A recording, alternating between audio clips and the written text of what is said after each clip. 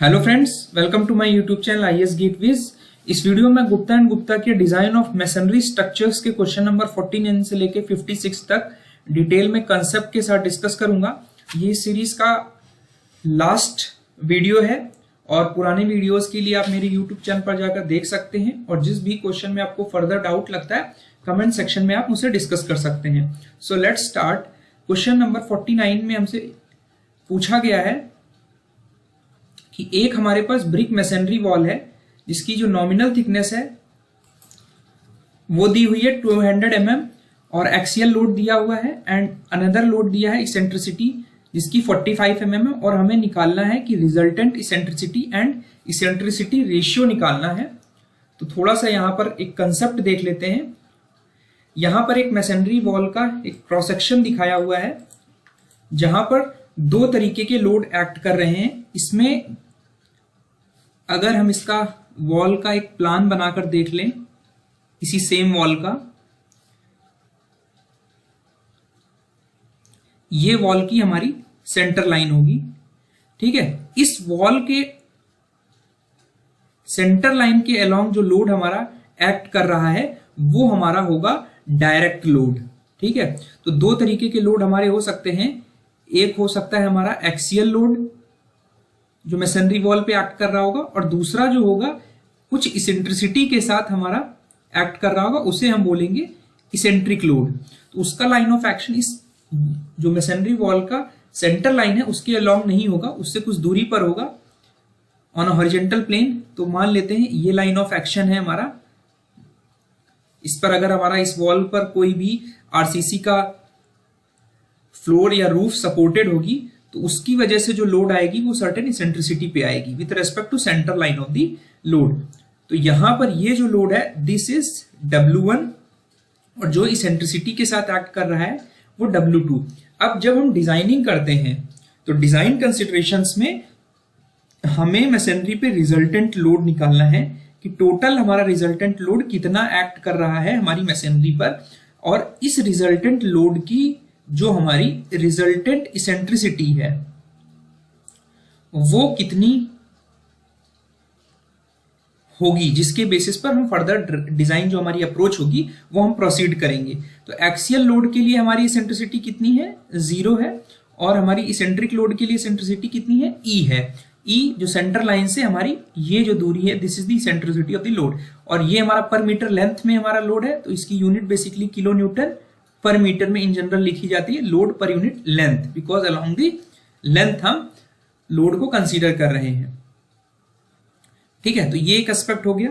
तो मान लेते हैं कि रिजल्टेंट लोड जो है हमारा वो कितना था, W था, और दैट रिजल्टेंट लोड वो कितना होगा, W1 प्लस W2। अब इसेंट्रिसिटी निकालने के लिए आपको मोमेंट लेना होगा सेंटर लाइन के अबाउट दोनों लोड्स का। तो मान लेते हैं कि ये रिजल्टेंट लोड हमारा W एक्ट कर रहा है विथ रिजल्टेंट इसेंट्रिसिटी। मान लेते हैं कि ये रिजल्टेंट लोड की जो इसेंट्रिसिटी है सेंटर लाइन से वो हमारा E बार है। तो resultant load into resultant eccentricity is equal to W1 into 0, because W1 हमारा एक्सियल लोड है और हमारा जो दूसरा लोड है जो कि इसेंट्रिसिटी E पर एक्ट कर रहा था, तो हमारा जो रिजल्टेंट लोड की जो इसेंट्रिसिटी होगी that will be given bye W2E upon W1 plus W2। ठीक है, और W1 प्लस W2 यहां पर क्या रिजल्टेंट लोड है अगर हमारे दो लाइन ऑफ एक्शन में लोड्स एक्ट कर रहे हैं। ठीक है, तो ये हमारी रिजल्टेंट इसेंट्रिसिटी हो गई। अब एक टर्मिनोलॉजी यूज होती है डिजाइनिंग में that is called eccentricity ratio. जैसा कि नाम ही सजेस्ट कर रहा है कि इसेंट्रिसिटी का ratio with respect to thickness of the wall. This is the thickness of the wall. जो हमारी मैसनरी वॉल है उसकी थिकनेस क्या है, उसके रिस्पेक्ट में हमारा जो रेशियो है that is called eccentricity ratio. इसको हम E सबस्क्रिप्ट में ER से लिख सकते हैं, E बार अपॉन T। और यहां पे इंपॉर्टेंट चीज ये है कि जो ये T है this is the actual thickness. ध्यान रखना है, जो कि बेसिकली हमारी इफेक्टिव थिकनेस आप मान सकते हो वॉल की। ठीक है, तो resultant eccentricity divided by the actual thickness of the wall, ये आपको लेना है। ठीक है, अब क्वेश्चन में क्या दिया हुआ है कि हमारी जो ब्रिक की मैसनरी वॉल है उसकी नॉमिनल थिकनेस दी हुई है 200 mm, यानी नॉमिनल थिकनेस का मतलब है कि हमारा जो प्लास्टर किया गया है उसकी जो थिकनेस है वो भी हमारी इस वॉल की थिकनेस में इंक्लूडेड है। तो जनरली जो हम प्लास्टर की थिकनेस लेते हैं वो 1 सेंटीमीटर लेते हैं। ठीक है, तो प्लास्टर की थिकनेस आपकी 1 सेंटीमीटर यानी 10 mm है। तो आपकी जो एक्चुअल थिकनेस वॉल की होगी वो आप सब्ट्रैक्ट कर दोगे एक्चुअल थिकनेस, या आपकी इफेक्टिव थिकनेस भी बोल सकते हो, दैट विल बी 20 - 1 = 19 सेंटीमीटर। इसको आप 190 mm भी लिख सकते हैं। अब हमारे पास दिया हुआ है कि जो एक्सियल लोड है वो 26 किलो न्यूटन पर मीटर है, यानी जो W1 हमारा लोड था लाइन सेंटर लाइन के about, this load is W1 26 kilo newton per metre linear length में, और W2 जो लोड है another load of 19 kilo newton acting at an eccentricity of 45 mm। तो W2 जो लोड एक्ट कर रहा है वो एसेंट्रिक लोड है हमारा, इसकी एसेंट्रिसिटी हमारी जो दी है वो दी हुई है 45 mm। जैसा कि हमने डराइव किया, हमारा जो रिजल्टेंट लोड की इसेंट्रिसिटी होगी वो कितनी होगी, W2E upon W1 plus W2। ठीक है, तो इसको आप सॉल्व करोगे तो 19 इंटू E वैल्यू जो आएगी वो हमारी 45 mm है, डिवाइडेड बाई 26 प्लस 19। इसको आप सॉल्व करोगे तो you will get 19 mm as the eccentricity of the resultant load. अब हमारा रिजल्टेंट इसेंट्रिसिटी आपकी 19 mm आ गई, और आपका जो रिजल्टेंट इसेंट्रिसिटी रेशियो है वो हमारा क्या था, ई बार बाई जो हमारी इफेक्टिव थिकनेस थी, ई बार हमारा 19 mm है, divided by the effective thickness आपकी कितनी आई थी 19 सेंटीमीटर यानी 190 mm। इसको आप डिवाइड करोगे तो you will get 0.10 as the eccentricity ratio for this loading combination on the masonry wall. तो करेक्ट आंसर जो होगा ऑप्शन बी होगा। यहां पर हमारा एक हमसे पूछा जा रहा है, डिफरेंट फिगर्स दिए हुए हैं और हमसे बोला जा रहा है कि हमारा permitted dispersion of concentrated load क्या होगा। ठीक है, और हम परमिटेड डिस्पर्जन जो लोड का डिस्पर्जन है जो मैसनरी वॉल पर एक्ट कर रहा है वो किन कंसिडरेशंस किन पैरामीटर्स को ध्यान में रखते हुए करते हुए थोड़ा सा डिटेल में डिस्कस कर लेते हैं। सबसे पहले मैं आपको बता देता हूं कि जो हमारा IS 1905 का कोड है वो 1969 में जब पब्लिश हुआ था, उसके बाद ये 1980 में रिवाइज हुआ और उसके बाद 1995 में इसका और एक रिवीजन आया। तो 1969 का जो वर्जन था कोड का, उसने जो एक्सियल लोड्स हमारे लग रहे हैं उनका जो डिस्पर्जन है वो 45 degree to the vertical suggest किया। ठीक है,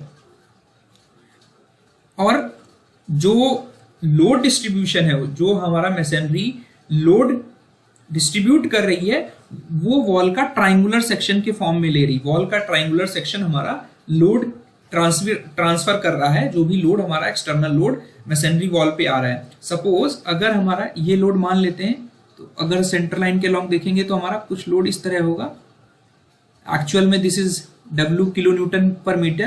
तो जो लोड एक्ट कर रहा है वो हमारा डिस्ट्रीब्यूट होगा 45 degree to the vertical up to 1989 के वर्जन से पहले तक। 1980 वर्जन में 1980 में जब कोड रिवाइज हुआ तो इसको 30 डिग्री कर दिया गया विथ वर्टिकल। अगर हम ये एंगल अल्फा मान लें वर्टिकल के साथ, ये लोड डिस्पर्जन हमारा हो रहा है। ठीक है, तो ये अल्फा जो है that should be less than or equal to 30 degree. और पुराने वर्जन में 1980 से पहले जो हमारा डिस्पर्जन था वो 45 डिग्री था। ठीक है, तो अगर हम ये मान लें कि 30 डिग्री पे लोड डिस्पर्जन हो रहा है और हमारा जो हाइट h है उस लेवल तक हमारा डिस्ट्रीब्यूशन हो रहा है जिस लेवल पे हमें यूनिफॉर्म स्ट्रेसेस मिल रही है मैसनरी पे। तो इसका जो रीजन था लिमिट का चेंज करने का वो ये था कि 45 डिग्री पर हमारी जो विड्थ ऑफ डिस्पर्जन बनती है, this is the width of dispersion, जिसमें हमारी जो मैसनरी वॉल का सेक्शन है जो कि लोड ले रहा है डिस्ट्रीब्यूट होने के बाद, वहां पे ये विड्थ ज्यादा होगी, ऑब्वियस है 45 डिग्री पे डिस्पर्जन की लेंथ ज्यादा होगी। तो जो यहाँ पर आपका यूनिफॉर्म डिस्ट्रीब्यूशन हो रहा है वो हमारा based on experimental evidences even distribution of stresses हमारा सब्सटेंशिएट नहीं किया। ठीक है, even distribution of stresses 45 degree के केस में सब्सटेंशिएट नहीं करता। और ये कहां कैसे पता चला? यूनिवर्सिटी ऑफ एडिनबर्ग में मैसनरी स्ट्रक्चर्स पे काफी रिसर्च हुई इस पीरियड में 1969 से 1980 के बीच में, वहां से ये चीज प्रपोज होके आई और फर्दर इंडियन स्टैंडर्ड्स ने ये चीज अडॉप्ट की कि हम जब 45 का डिस्पर्जन लेते हैं 45 डिग्री वर्टिकल फेस से वॉल का, तो जो हमारा स्ट्रेस डिस्ट्रीब्यूशन है वो हमारा यूनिफॉर्म नहीं रह जाता, जिसकी वजह से अनइवन डिस्ट्रीब्यूशन ऑफ स्ट्रेसेस की वजह से हमारी मैसनरी की जो स्टेबिलिटी है वो कंप्रोमाइज हो सकती है। ठीक है, तो जब 30 डिग्री आपने लिया उस केस में जो आपका विड्थ ऑफ डिस्पर्जन था जिसमें आपको यूनिफॉर्म डिस्पर्जन मिल रहा है वो हो गया हमारा, ये विड्थ आपकी आ जाएगी ज्योमेट्री से h tan 30 multiplied by 2, because यहां पर ये दूरी आपको लेनी है। तो लोड अपॉन ये डिस्टेंस, तो आपका ये हमारा लोड आ जाएगा per unit distributed load.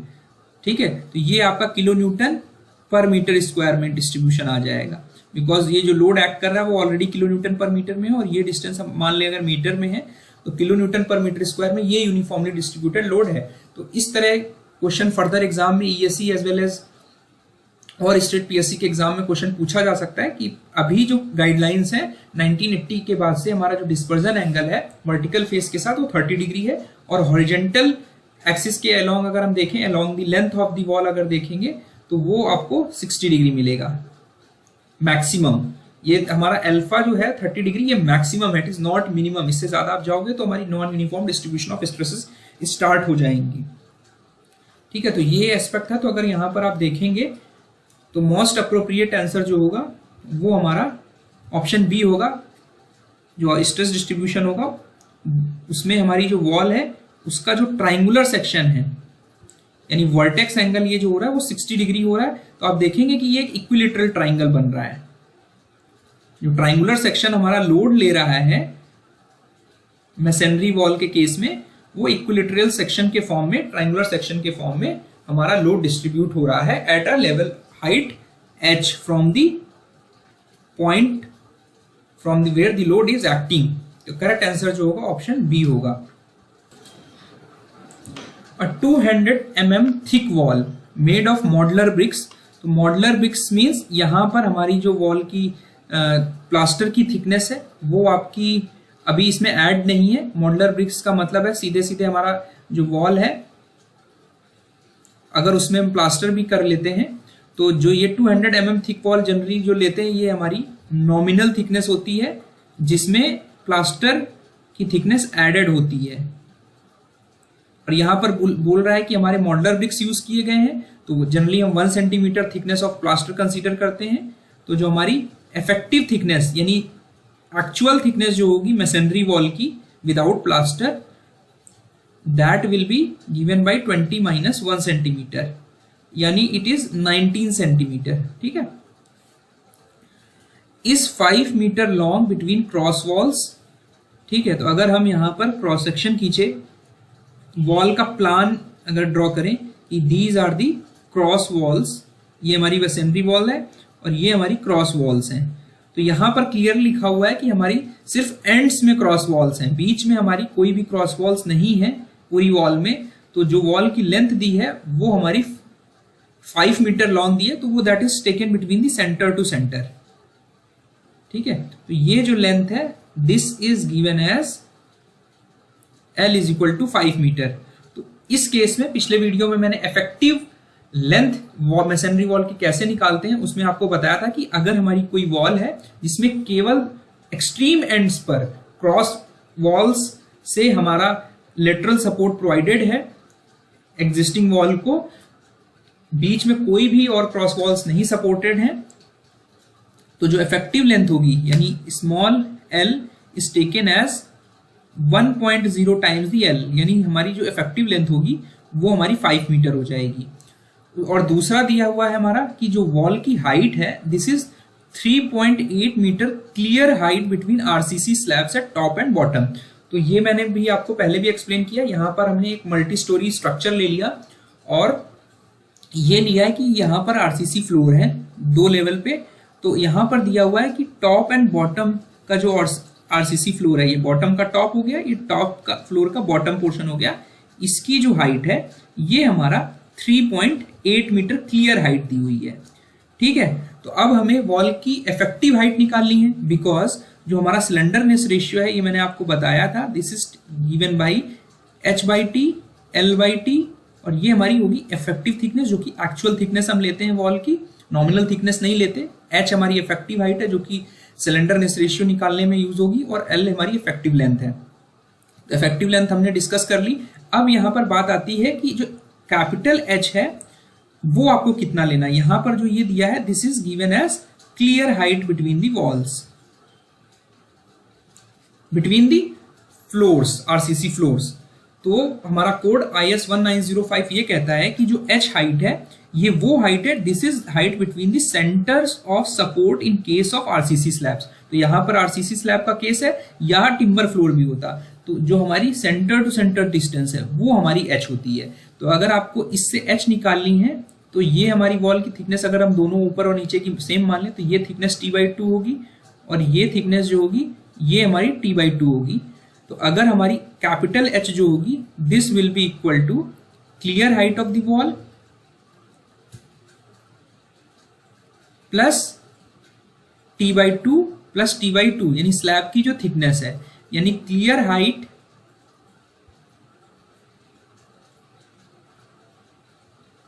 Plus thickness of the RCC slab. तो क्लियर हाइट आपकी दी हुई है, दिस इज 3.8 मीटर। अगर क्वेश्चन में आप ध्यान से देखोगे तो हमारी स्लैब की थिकनेस नहीं दी हुई है। ठीक है,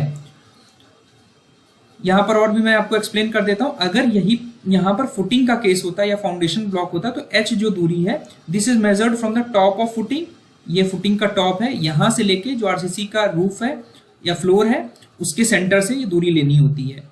ठीक है, और रूफ ट्रस के केस में H is measured up to bottom of the tie beam. In case of beams and slab construction, height should be measured from centre of the bottom slab to the centre of top beam, जिसके basis पे आपने ये निकाला। तो आपकी effective height जो होगी, because यहाँ पे दोनों तरफ हमारे आरसीसी स्लैब सपोर्टेड है वॉल पर, तो यहाँ पर ये सपोर्ट हमारा फिक्स्ड रिस्ट्रेंट देगा, lateral as well as rotational restraint, ये भी हमारा फिक्स्ड एंड हो जाएगा। तो हमने आपको बताया था कि जो इफेक्टिव हाइट होगी that will be taken as 0.75 times the H value, 3.8 metre plus T, because यहां पर जो थिकनेस है वो very very less as compare to height of the wall है, तो हम इसको यहां पर इग्नोर कर सकते हैं बिकॉज हमारे पास डाटा नहीं दिया हुआ है, वी कैन इग्नोर इट।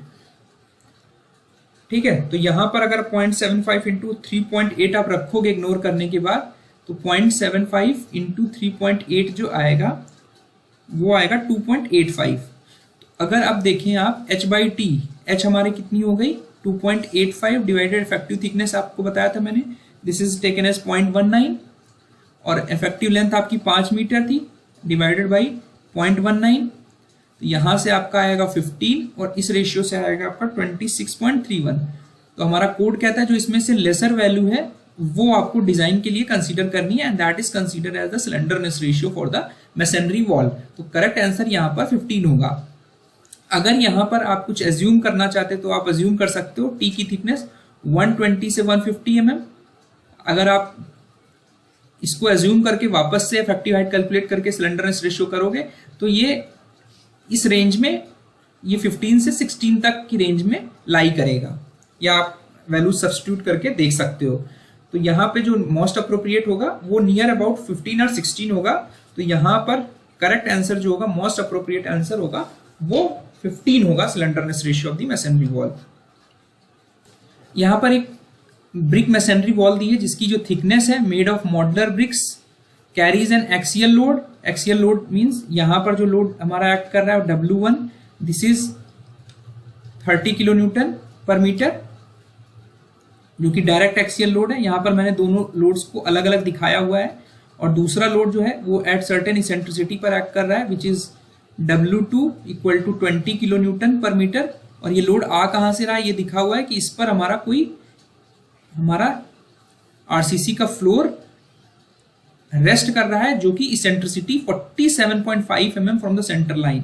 ठीक है, यानी अगर हम वॉल का क्रॉस सेक्शन देखें तो ये हमारा सेंटर लाइन हो गया, और यहां पर हमारा ये जो आरसीसी का फ्लोर है वो रेस्ट कर रहा है। तो हमारा जो लोड आ रहा है वो इस लाइन ऑफ एक्शन के अलोंग आ रहा है, इसके बेसिकली इसके सेंटर पे आएगा। ठीक है, तो यहां से जो इसके जो दूरी है वो हमारी सेंट्रिसिटी होगी इस W2 लोड की। तो हमारा रिजल्टेंट इसेंट्रिसिटी रेशियो पूछ रहा है, तो that is given by resultant eccentricity for eccentric, जो हमारा रिजल्टेंट लोड है, divided by the actual thickness यानी effective thickness of the wall. तो ई बार आपको मैंने बताया था, this is given by W2 into e, W1 plus W2। W2 आपका कितना दिया हुआ है 20 into 47.5 mm divided by 30 plus 20। इसको आप सॉल्व करोगे तो विल गेट 19 mm। और हमारी जो इफेक्टिव थिकनेस थी वो हो जाएगी 20 सेंटीमीटर, यानी 200 minus 10 mm is equal to 190 mm। तो eccentricity is 19 divided by 190 is equal to 0.10 mm। 0.0 it's a dimensionless number. ध्यान रखना है कि इसेंट्रिसिटी रेशियो जो है वो हमारा डायमेंशनलेस नंबर है। ठीक है, तो करेक्ट आंसर जो होगा ऑप्शन सी में। ES 97 में क्वेश्चन पूछा गया, तो इस तरह के क्वेश्चन पूछे जाते रहते हैं। तो करेक्ट आंसर जो होगा ऑप्शन सी होगा। यहां पर जो क्वेश्चन पूछा गया है, basic stress in masonry units having height to width ratio of 1.5 may be increased by a factor of. तो थोड़ा सा मैं आपको रिमाइंड करा देता हूं कि मैंने आपको बताया था कि जो भी हमारी मैसनरी है एज अ होल यूनिट, ठीक है, यहाँ पे कंप्लीट मैसनरी की बात कर रहे हैं, उसकी कंप्रेसिव स्ट्रेंथ की बात कर रहे हैं। तो कंप्रेसिव स्ट्रेंथ के लिए हमें कंप्रेसिव परमिसिबल कंप्रेसिव स्ट्रेसेस चाहिए होती है। तो कोड ने क्या किया, हमारी परमिसिबल कंप्रेसिव स्ट्रेसेस निकालने के लिए हमारी कुछ वैल्यूज सजेस्ट की हैं, जिसे आप बेसिक कंप्रेसिव स्ट्रेसेस बोलते हैं, और उसको हम सर्टेन फैक्टर से मॉडिफाई कर देते हैं। और वो फैक्टर है हमारा stress factor, stress reduction factor, दूसरा है हमारा एरिया रिडक्शन फैक्टर, और तीसरा है हमारा शेप रिडक्शन फैक्टर। इसको आप P से भी KP से भी लिख सकते हैं। तो यहां पर जो हाइट टू विड्थ रेशियो है किसी भी मैसनरी यूनिट की, अगर हमारी ये मैसनरी यूनिट है, ठीक है, तो ये हमारी हाइट हो गई मान लें, और ये हमारी विड्थ हो गई, इसे आप थिकनेस बेसिकली बोल रहे हो। तो जो H/T का रेशियो है, ठीक है, वो रेशियो जो है हमारा वो 1.5 है अगर, तो उसके हिसाब से आपको शेप फैक्टर यूज करना है। और जो बेसिक कंप्रेसिव स्ट्रेसेस है मैसनरी के लिए, जिसके बेसिस पर डिजाइन स्ट्रेंथ निकलेगी मैसनरी की, वो आप निकाल सकते हो। ये दोनों फैक्टर्स के बारे में ऑलरेडी प्रीवियस वीडियोस में बात कर चुका हूं। सो यहाँ पर रेलेवेंट क्वेश्चन जो है, रेलेवेंट जो चीजें हैं वही मैं डिस्कस कर रहा हूं। तो ये कोड है IS 1905 की जो टेबल 8 है। यहां पर आप देखेंगे 28 दिन की बेसिक कंप्रेसिव स्ट्रेस यानी FBCS जो वैल्यूज हैं वो दी हैं। वो किस पर डिपेंड कर रही है, वो डिपेंड कर रही है कि हमारा किस टाइप का मोर्टार यूज किया जा रहा है। तो ये 7 तरीके के मोर्टार दिए हैं कोड ने कि जो हम यूज कर रहे हैं, और हमारा जो इस टेबल की एप्लीकेबिलिटी वो ये है कि हमारा जो स्लेंडरनेस रेशियो है मैसनरी वॉल का वो लेस देन और इक्वल टू 6 है। ठीक है, स्लेंडरनेस जो मैसनरी की अगर 6 तक है तभी आप ये टेबल यूज करेंगे, अदरवाइज इसको आपको मॉडिफाई करना पड़ेगा बाई स्ट्रेस रिडक्शन फैक्टर। ठीक है, जो कि मैंने आपको पहले भी एक्सप्लेन किया है। और ये हमारा जो H/T रेशियो है, हाइट टू विड्थ रेशियो है, वो लेस देन 0.75 है। और मैसनरी की जो क्रशिंग स्ट्रेंथ है, ठीक है, वो हमारी जो है मैसनरी यूनिट की जो क्रशिंग स्ट्रेंथ है, यानी अगर आप ब्रिक मैसनरी यूज कर रहे हो तो जो ये स्ट्रेंथ है ये ब्रिक की स्ट्रेंथ है। ठीक है, तो आप अगर ब्रिक मैसनरी यूज कर रहे हो तो masonry unit as a complete unit depending upon a type of mortar and type of amount of strength of brick। जो मैंने अगर स्टोन यूज कर रहे हो तो स्टोन की स्ट्रेंथ हो जाएगी। तो ब्रिक की जो स्ट्रेंथ है अगर हमारी 3.5 है और H1 मोटार है तो हमें जो F बेसिक कंप्रेसिव स्ट्रेसेस लेनी है वो ये लेनी है। अब इनके अलावा कोई भी चेंजेस होंगे तो आपको इसको मॉडिफाई करना है, जो कि मैंने 3 फैक्टर डिस्कस किए। ठीक है, और इसेंट्रिसिटी यहाँ पर 0 है। ठीक है, यहाँ पर इसेंट्रिसिटी को कंसीडर नहीं किया गया। इसेंट्रिसिटी के लिए आपको फर्दर रिवाइज करने पड़ेंगे वैल्यूज जो बेसिक कंप्रेसिव स्ट्रेसेस के हैं।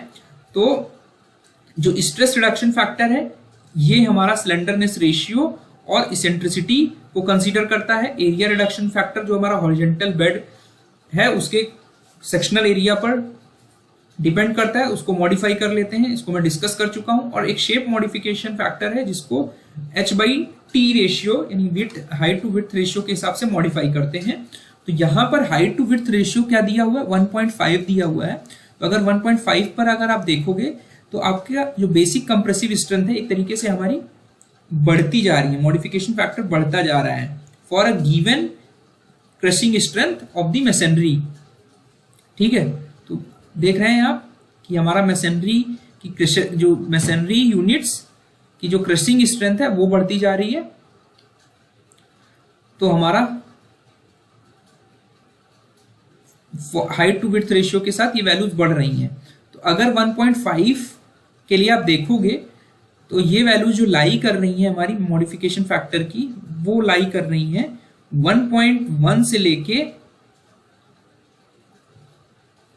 मॉडिफिकेशन फैक्टर Kp था, they are lying between the 1.1 से 1.5 के बीच में, 1.5 जिसमें इंक्लूडेड है।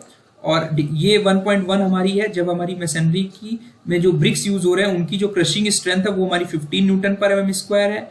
और 1.5 जब है तब हमारी 5 न्यूटन पर mm स्क्वायर है।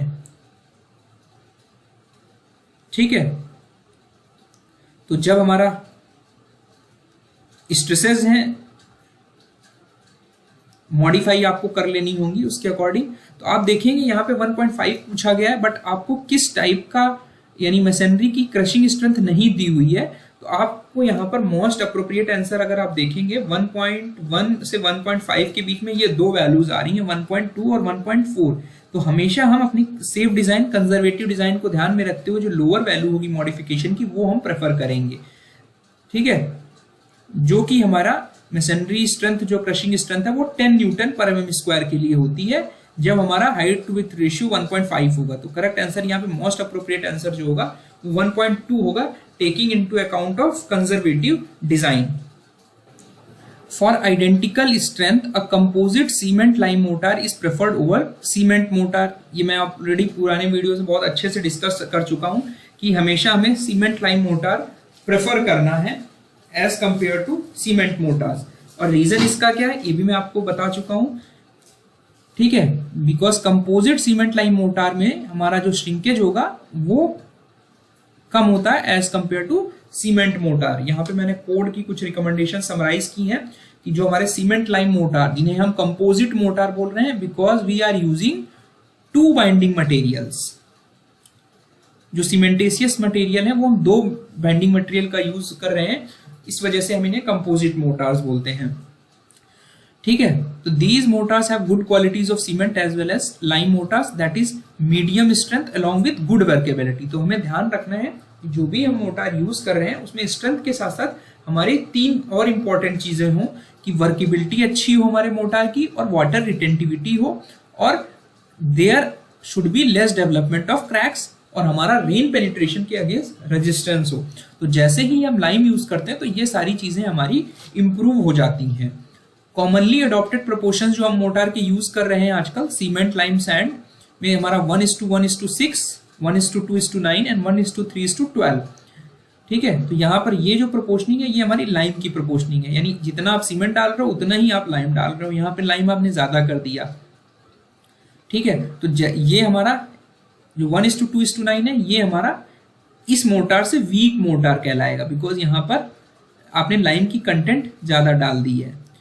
ठीक है, when mix proportion of binder यानी cement and lime to sand is kept 1:3 it gives a very dense mortar since voids of sand are fully filled. ये इंपॉर्टेंट चीज है कि अगर हमारा जो बाइंडर है और सैंड का रेशियो है, ठीक है, अगर हम देखेंगे यहाँ पर 3:12 में अगर आप रेशियो देखोगे तो 1:4 का रेशियो आएगा, ये 1:6 का है, यहाँ पे 1:4.5 का होगा।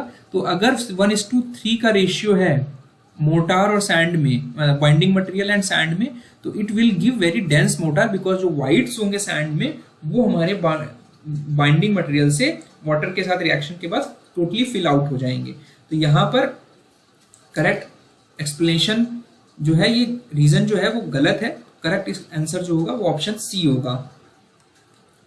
उसके बाद हमारा नेक्स्ट क्वेश्चन है, यहाँ पे 3 स्टेटमेंट्स हमें आइडेंटिफाई करने हैं कि कौन सा सही है कौन सा गलत है। तो सबसे पहले, उससे पहले ये जो मैंने यहाँ पर कोड के कुछ प्रोविजंस लिखे हुए हैं देख लेते हैं। ये मैं ऑलरेडी आपको एक्सप्लेन कर चुका हूँ कि जो सीमेंट मोटार्स हैं जिसमें हम सिर्फ cement as a binding material use कर रहे हैं, वहां पे जो प्रोपोर्शनिंग है बेसिकली हमारी 1:8 से 1:3 तक वेरी करती है जो हम यूज करते हैं। जैसे जैसे हम सीमेंट कंटेंट बढ़ाते जाते हैं हमारी स्ट्रेंथ इंप्रूव करती जाती है along with workability.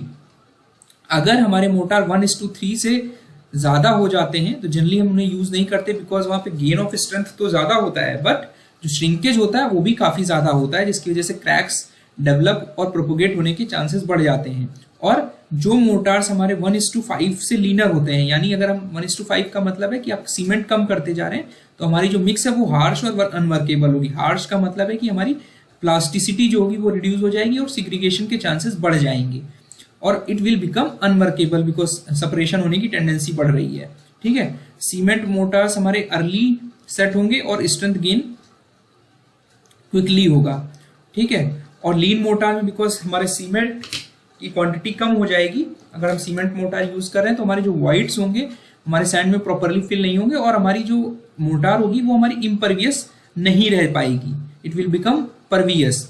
Rich mortars though having good strength have high shrinkage. ठीक है, रिच मोटार्स में जिसमें हमने सीमेंट ज्यादा डाल दी, ऑब्वियस है वहां पे श्रिंकेज ज्यादा होगा और this that will be liable to cracking. ठीक है, और लाइम मोटार का मैंने आपको बताया था कि दे गेन स्ट्रेंथ स्लोली, वो धीरे, इनका जो रेट ऑफ हार्डनिंग है वो बहुत स्लो होगा, बट और अल्टीमेट स्ट्रेंथ भी हमारी सीमेंट मोटार से कम होगी। बट एडवांटेज ये है कि हमारे जो क्रैक्स हैं, जो हमारी वर्केबिलिटी है वो हमारी इंप्रूव हो जाएगी, हमारी जो वाटर रिटेंटिविटी है वो इंप्रूव हो जाएगी। इट मीन्स जो आप पानी मिक्स प्रिपेयर करते समय, मोटार प्रिपेयर करते समय डाल रहे हो वो ज्यादा देर तक रिटेन रहेगा, उसकी वर्केबिलिटी लॉस नहीं होगी and it will lead to low shrinkage. Because अगर पानी का लॉस आपका धीरे धीरे हो रहा है, वाटर रिटेंटिविटी अच्छा है, तो ऑटोमेटिकली हमारा जो श्रिंकेज होगा वो कम होगा, जो बेसिकली हम ड्राइंग श्रिंकेज लेते हैं। तो masonry in lime motor has better resistance against rain penetration and is less liable to cracking, though strength is much less than the masonry in cement mortar। तो अब यहाँ पर स्टेटमेंट्स देख लेते हैं। masonry in rich cement mortar though having good strength with high shrinkage is much liable to surface cracks। ठीक है, rich cement mortar having good strength with high shrinkage is much liable to surface cracks, ये बिल्कुल सही statement है हमारा।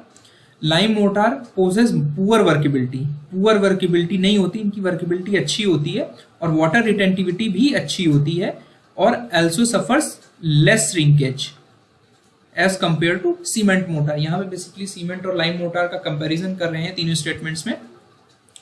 जो कि masonry हम लाइम मोटार से बना रहे हैं उनका जो रेजिस्टेंस होगा rain penetration, because it is less liable to cracks. ठीक है, एंड वाटर रिटेंटिविटी भी आपकी अच्छी है, तो जो ऑटोमेटिकली जो रेन का पेनिट्रेशन है उसके अगेंस्ट हमारा रेजिस्टेंस होगा when compare to masonry in cement mortars. तो यहाँ पर ऑप्शन जो 1 और 3 है ये करेक्ट होंगे, ये स्टेटमेंट हमारा इनकरेक्ट स्टेटमेंट है। तो यहाँ पर आपसे कौन से स्टेटमेंट करेक्ट है ये पूछा गया है, तो हमारा option D is most appropriate answer. उसके बाद आते हैं नेक्स्ट क्वेश्चन पर। यहाँ बोला जा रहा है कि एक मैसनरी है हमारी जिसमें आपने जो सीमेंट लाइन सैंड का प्रोपोर्शनिंग यूज किया, 1 हमारा सीमेंट है, 1 हमारा लाइम है, यानी जितनी सीमेंट उतनी लाइम है, और 6 हमारा सैंड है। तो ये बेसिकली हमारा क्या है, कंपोजिट मोटार है। ठीक है, आर इक्विवेलेंट या इसके इक्विवेलेंट और कोई मोटार आप यूज कर रहे हो, तो जो हॉरिजेंटल शियर स्ट्रेसेस हैं permissible on area of motor bed joint. Bed joint मैंने बताया था कि दो लेयर्स, दो कोर्सेस के बीच में हॉरिजॉन्टल प्लेन में जो मोटार है वो जॉइंट जो है वो हमारा हॉरिजॉन्टल बेड जॉइंट कहलाएगा। तो अगर इसका हम प्लान देखें, इसको सेक्शन काट लें यहाँ पर हॉरिजॉन्टल कोर्स का, तो यहाँ पर हमारी क्या है, under the action of the loading हमारी हॉरिजॉन्टल प्लेन पे शियर स्ट्रेसेस एक्ट कर रही हैं। Under the action of the shear forces, under the lateral forces, lateral loads, यहाँ पर हमारी शियर स्ट्रेसेस जनरेट हो रही हैं। तो यहाँ पर जो मोटार यूज हो रहा है, because it is having sufficient thickness, तो जो मोटार होगा उसमें हम शियर स्ट्रेसेस हमारी इंड्यूस होंगी। तो उनको लिमिट करने के लिए उनकी जो लिमिट परमिसिबल वैल्यू है वो हम देख लेते हैं कि आप कैसे निकालेंगे। इसमें बोला जा रहा है कि 1969 का जो वर्जन था, पुराना कोड था,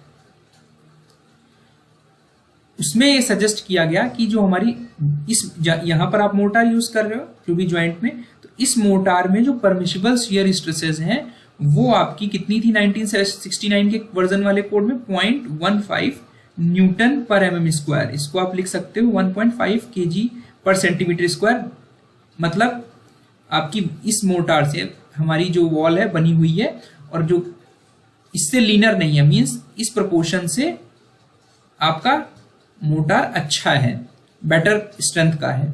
1980 के बाद यानी 1981 से हमारा इसको एक्सपेरिमेंटल रिसर्च के बेसिस पे ये देखा गया कि हमारी बिकॉज मैसनरी जो होगी मोटार के साथ प्री लोडेड होगी। प्री लोडेड इसलिए होगी कि जैसे ही आप मैसनरी यूनिट कंस्ट्रक्ट करोगे तो इसका अपना खुद का सेल्फ वेट होगा। तो इस सेल्फ वेट की वजह से इस पर हमारी इस तरह कुछ लोडिंग आ रही होगी, जिसकी वजह से हमारी जो शियर रजिस्टिंग पावर है प्री लोडिंग की वजह से शियर रजिस्टिंग जो होगी यानी शियर फोर्सेस जो होंगी वो ग्रेटर होंगी। यानी हमारी जो मैसनरी है, यहां पर हम ये चीजें नहीं कंसीडर कर रहे थे 1969 के रिवीजन में। 1989 में हमने ये प्री लोडिंग का फैक्टर कंसीडर किया और under the action of self weight हमारी जो मैसनरी की शियर कैरिंग कैपेसिटी है वो बढ़ गई। ठीक है, तो ऑस्ट्रेलियन कोड ने इस चीज को ऑलरेडी रिफ्लेक्ट कर दिया था 1974 में, और जब 1980 में हमारा इंडियन स्टैंडर्ड का कोड रिवाइज हुआ तो उन्होंने क्या किया, परमिसिबल शियर स्ट्रेसेस को मॉडिफाई कर दिया इस अकाउंट पे depending upon the amount of pre loading, और जो मैक्सिमम वैल्यू कर दी वो हमारी क्या कर दी 0.5 newton per mm square subject to minimum 0.1 newton per mm square. ठीक है, अभी जो हमारा 1995 का कोड है IS 1905 1995 में जो कोड हमारा 2002 में रिफॉर्म्ड हुआ, वहां पर जो आपकी परमिसिबल शियर स्ट्रेसेस हैं उसमें प्री लोडिंग और compressive stresses due to dead loads, यही जो फैक्टर है ये हमारा प्री लोडिंग का फैक्टर है। इसको कंसीडर करते हुए हमारा ये रिवाइज किया गया है, जिसमें आपको ये ध्यान रखने की जरूरत है कि 0.10 प्लस FD/6, FD आपको जो डेड लोड आ रहा है, ठीक है, यानी हमारा जो हॉरिजॉन्टल ब्लेड होगा, ठीक है, इसके ऊपर जो आपका सेल्फ लोड डेड वेट होगा, dead weight upon area, horizontal area जो होगा, वहां से आपकी compressive stresses due to dead loads आ जाएंगी। उसको आप यहाँ सब्स्टिट्यूट करोगे तो जो हमारी परमिसिबल शियर स्ट्रेसेस हैं, जो हमारी अलाउड शियर स्ट्रेसेस हैं, जो हम परमिट कर सकते हैं मैसनरी में, वो ये होंगी 0.1 प्लस FD/6। तो ये हमारा न्यूटन पर एमएम में वैल्यूज आ जाएंगे, और this should be less than or equal to maximum value of 0.5 newton per mm square. यहां से आप ये FD की वैल्यू अगर प्री लोडिंग कंसीडर नहीं करोगे तो आपकी जो मिनिमम वैल्यू होगी वो आपकी 0.1 न्यूटन पर एमएम स्क्वायर हो जाएगी। ठीक है, अब अगर हम ऑप्शंस पे देखें, ठीक है, तो यहां पर हमें परमिसिबल मैक्सिमम वैल्यू पूछी जा रही है। तो नए कोड के हिसाब से हमारा ये वैल्यू जो होगी, ये वैल्यू जो होगी, this is 0.5 newton per mm square maximum permissible value. ठीक है, लेकिन हमारा जो पुराना कोड था, बिकॉज ये क्वेश्चन जब 1999 में आया था, ठीक है, तो मोस्ट अप्रोप्रिएट आंसर जो होना चाहिए वो हमारा 0.5 न्यूटन पर एमएम स्क्वायर होना चाहिए, बट यहाँ पर कोई ऑप्शन नहीं है। ठीक है, तो हमारे गुप्ता एंड गुप्ता में 0.15 दिया है, तो ये जो वैल्यू है this was based on 1969 version of code. और अगर पुराने नए कोड के हिसाब से जो मिनिमम वैल्यू है वो हमारी ये है, बट हमें परमिसिबल वैल्यू देना है। तो अगर इस तरह का कोई ऑप्शन नहीं है तो we can go for old version of code. तो most appropriate answer as per old version of code is 0.15 and नए वर्जन के हिसाब से इसे हम 0.5 न्यूटन पर एम स्क्वायर तक ले जा सकते हैं। ठीक है, तो most appropriate answer will be option A. I hope मेरा वीडियो आपको पसंद आया होगा। इस तरह के वीडियो फर्दर में बनाता रहूंगा। Thank you.